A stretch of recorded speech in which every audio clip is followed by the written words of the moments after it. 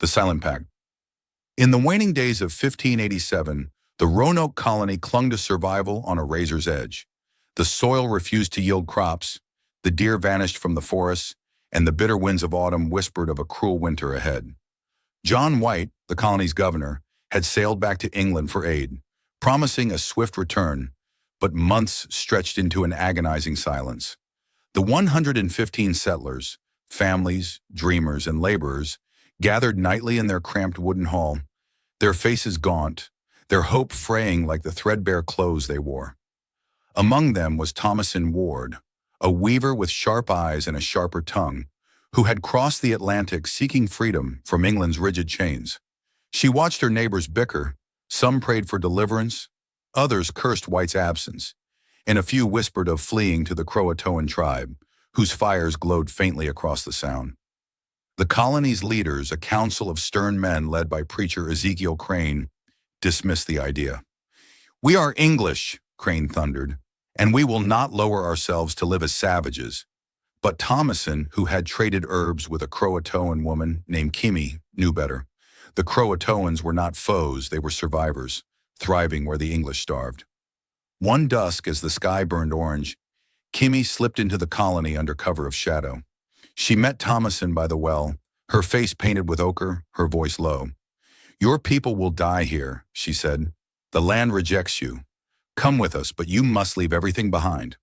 Thomasin's heart raced. She thought of her loom, her Bible, her late husband's ring. But then she thought of the children, hollow-cheeked and shivering. She nodded. "I'll convince them." That night, Thomasin spoke to the settlers, her words cutting through the hall's gloom. "We can live, but we must choose now. The Croatoans offer shelter, but we cannot bring our pride." Crane protested, calling it betrayal, but hunger had softened even the hardest hearts. A vote was taken by firelight. 92 hands rose for leaving, 23 against. Crane defeated, agreed, but demanded secrecy. "If White returns, let him find no trace of our shame." Under a moonless sky, the settlers worked in silence. They dismantled their homes, board by board, and burned what wouldn't carry, letters, tools, even the church's cross. The ashes would tell no tales. Thomasin and Kimi led the group to the shore, where Croatoan canoes waited. The crossing was tense. Every splash felt like a pursuer's arrow.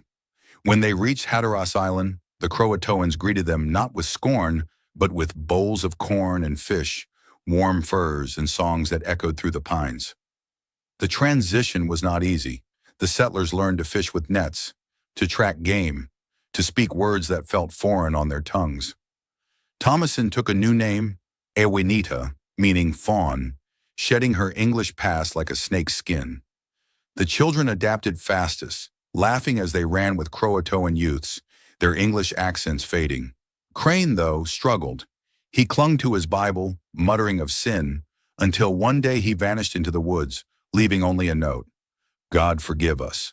To cover their tracks, the settlers carved Croatoan into a tree back at Roanoke, a half-truth to mislead any who came searching. They burned their last English clothes in a great fire, the smoke rising like a final farewell. Over time, they became part of the tribe, their blood mingling through marriages, their stories woven into Croatoan lore. Awenita married Kimi's brother, a hunter named Tana, and bore a daughter she named Hope, a quiet nod to the life they'd reclaimed. Years later, when John White returned in 1590, he found only the empty village and the word Croatoan staring back. He searched Hatteras but saw no English faces, only natives who met his questions with silence. Unbeknownst to him, Awenita watched from the trees, her daughter at her side. She felt a pang for White, her old friend, but no regret. The Silent Pact had saved them, binding them to a new people, a new land.